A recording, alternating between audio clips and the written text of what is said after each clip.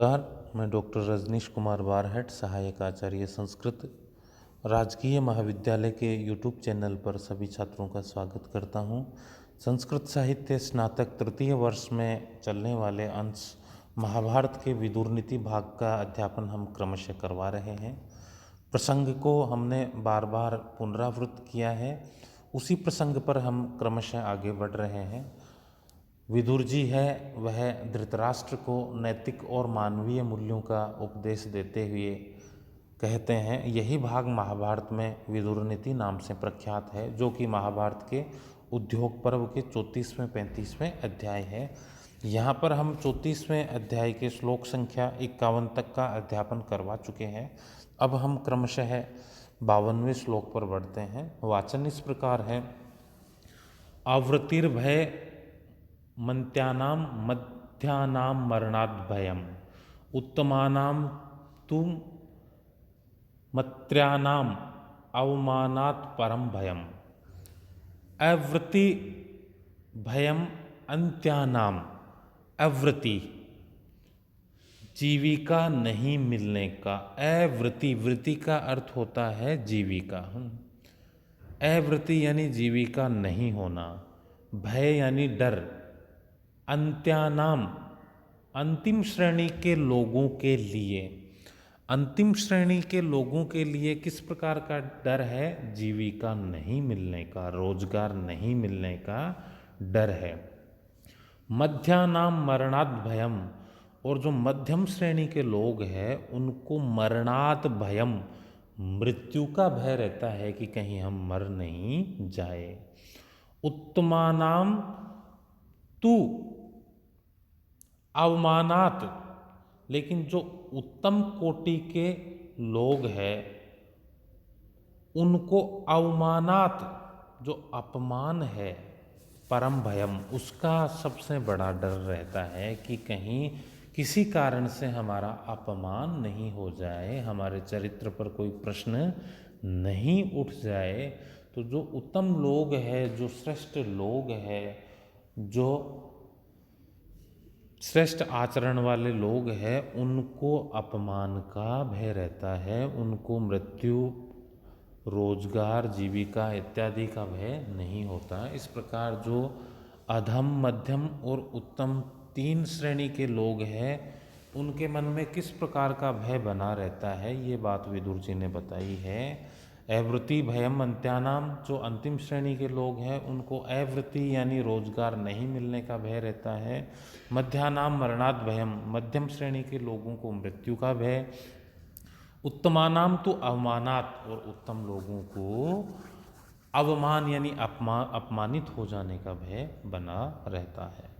ऐसी ही एक उक्ति, मानो ही महताम धनम, हम अन्यत्र भी पढ़ते हैं संस्कृत साहित्य में, यहाँ भी इसमें अनुष्टुप छंद का ही प्रयोग हुआ है जो पहले से चलता आ रहा है, जिसका लक्षण हमने कई बार पुनर्स्मृत कर दिया है, आवृत्त भी कर दिया है। आगे 53वां श्लोक है, ऐश्वर्य मद पापिष्ठा मदापान मदादिय है, ऐश्वर्य मद मत्तो ही नाप तित्वा विबुध्यते। ऐश्वर्य मद पापिष्ठा, ऐश्वर्य के मद में उन्मत्त लोग सबसे बुरे होते हैं। जिनके धन संपत्ति का मद होता है, नशा होता है, वो लोग सबसे बुरे होते हैं। मदा पान मदादिये, मदा यानी नशा, पान मदादिये, मद्य के पान करने इत्यादि से जो नशा होता है। ऐश्वर्य मद मत्तो ही नापतित्वा विबुध्यते, यानी प्रथम पंक्ति फिर से देखिए, ऐश्वर्य मद पापिष्टा मदा पान मदादिये, जो धन संपत्ति के नशे से जो नशे वाले लोग होते हैं वो ज़्यादा बुरे होते हैं किसकी अपेक्षा? जो मद्यपान इत्यादि से जो नशे वाले लोग हैं उनकी अपेक्षा। क्यों? ऐश्वर्य मद मत्तो ही है, नाप तित्वा विबुध्यते, न आपतित्वा, उतर जाने पर भी है, विबुध्यते न विबुध्यते यानी नहीं उठता है। सामान्य जो शराब इत्यादि मादक पदार्थों का नशा है वो तो समय के बाद वो नशा उतर जाने के बाद वह व्यक्ति पुनः होश में आ जाता है, लेकिन जो ऐश्वर्य के मद से मत्त व्यक्ति है उसका कभी भी नशा नहीं उतरता है, इसलिए वह ज़्यादा बेकार, ज़्यादा निम्न श्रेणी का होता है।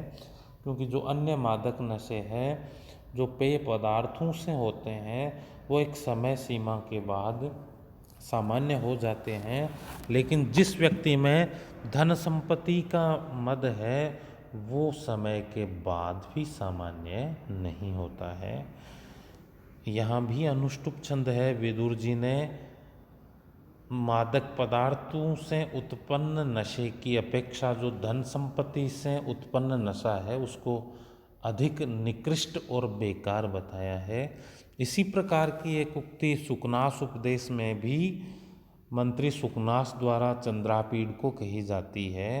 अपरिणामोपशमो दारुणो लक्ष्मी मद है, अर्थात जो लक्ष्मी का मद है वो वृद्धावस्था में और एक समय के बाद भी न शांत होने वाला और अत्यधिक भयंकर होता है। उसी प्रकार की बात यहाँ विदुर जी के इस श्लोक में स्पष्ट हुई है। अब हम 54वें श्लोक पर बढ़ते हैं। इंद्रियर इंद्रियार्थेषु वर्तमानेर अनिग्रहै तैरयम ताप्यते लोको नक्षत्राणि ग्रहेरिव। इंद्रिय इंद्रियों के द्वारा, इंद्रियार्थेषु इंद्रियों के विषय में, इंद्रियों के जो अर्थ है हर इंद्रिय का अलग अलग विषय होता है। जैसे उदाहरण के लिए नेत्र इंद्रिय है तो उसका विषय है चित्र को देखना, कान इंद्रिय है उसका विषय है किसी भी शब्द को सुनना, जिह्वा इंद्रिय है उसका विषय है किसी भी रस को चखना। इस प्रकार समस्त इंद्रियों के अलग अलग विषय है। तो यहाँ अर्थ हुआ इंद्रिय, तृतीया विभक्ति बहुवचन है।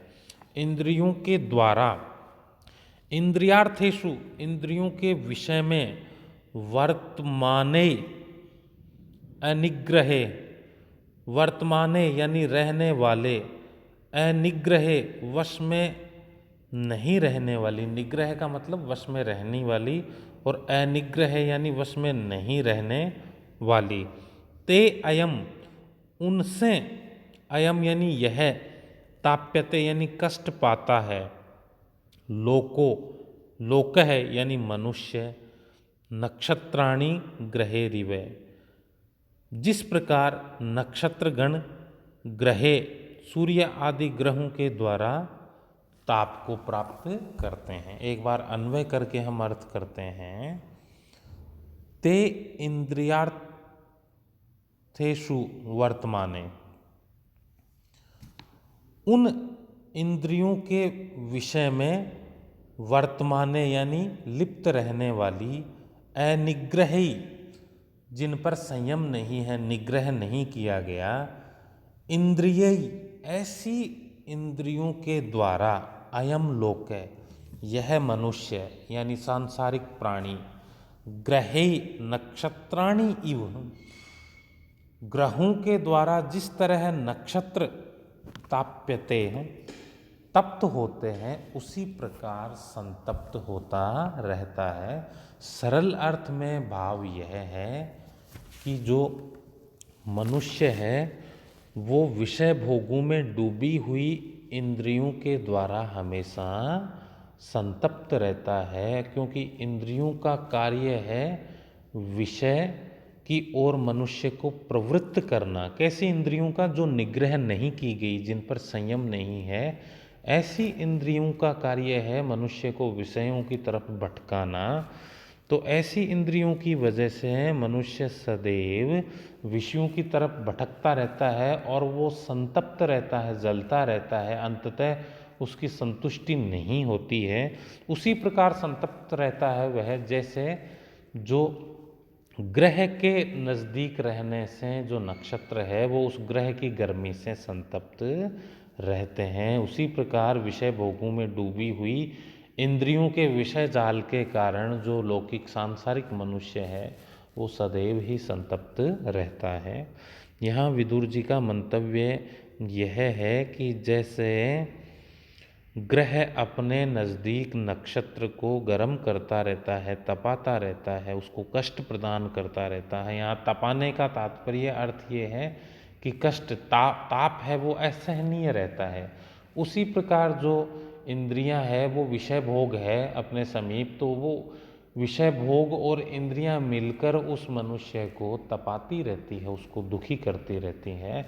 अतः मनुष्य को इंद्रियों की लिप्सा में अथवा विषय भोगों की लिप्सा में प्रवृत्त नहीं, आसक्त नहीं होना चाहिए। यहाँ भी अनुष्टुप ही छंद का प्रयोग है। आगे 55वां श्लोक है, यो जितय पंचवर्गेण सहजेनात्मकर्षिणा आपदस्तस्य वर्धन्ते शुक्ल पक्ष इवोडुराट। यो जो व्यक्ति जीते जीत लिया गया है पंचवर्गेण 5 वर्गों के द्वारा, जो 5 इंद्रियों का समूह है उस समूह के द्वारा जिस व्यक्ति को जीत लिया गया है, यानी जिस पर इन 5 इंद्रियों का कब्जा हो गया है, जो इन 5 इंद्रियों के वश में हो गया है। सहजेन आत्मकर्षिणा, कैसी है ये इंद्रियां? सहजेन आत्मकर्षिणा, आसानी से अपनी ओर आकर्षित करने वाली, सहजता से अपनी ओर आकर्षित करने वाली। इनका स्वभाव कैसा है कि ये बड़े इजी वे में पुरुष के मन को अपनी तरफ खींच लेती है। ऐसी इन 5 इंद्रियों के द्वारा जिस मनुष्य को वश में कर लिया गया है, जिसको जीत लिया गया है, यहाँ मनुष्य इंद्रियों को नहीं जीत रहा है, इंद्रियों ने मनुष्य पर जीत प्राप्त कर ली है, अर्थात मानव हार गया है और इंद्रियाएं जीत गई है, वो इंद्रियों के वश में हो गया है। ऐसे मनुष्य की आपदह तस्य वर्धन्ते, आपत्तियां हमेशा ही वर्धन्ते यानी बढ़ती जाती है। शुक्ल पक्ष इवोडुराट, जिस प्रकार शुक्ल पक्ष में उडुराट चंद्रमा है वो बढ़ता रहता है। जैसे द्वितीया का चंद्रमा है शुक्ल पक्ष में वो छोटा होता है, उसके बाद क्रमशः वो बढ़ता रहता है, तृतीया चतुर्थी पंचमी ऐसे पूर्णिमा तक उसकी कलाओं में वृद्धि ही होती रहती है।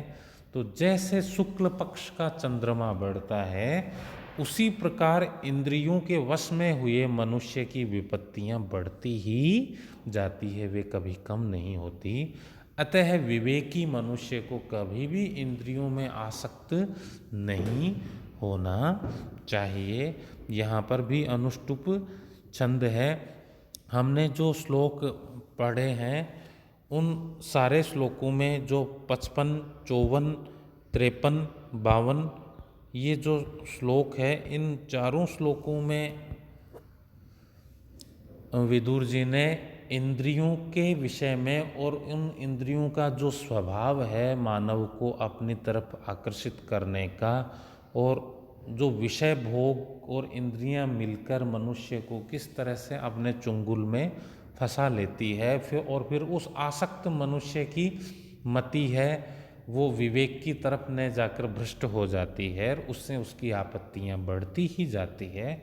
इस प्रकार का इंद्रियों के संयम के विषय में जो व्याख्यान है वो पठित श्लोकों में हमने विदुर जी के माध्यम से प्राप्त किया है। छात्र इनको व्याख्या के दृष्टिकोण से और छोटे प्रश्नों के दृष्टिकोण से सुदृढ़ करेंगे। धन्यवाद। जय हिंद, जय भारत।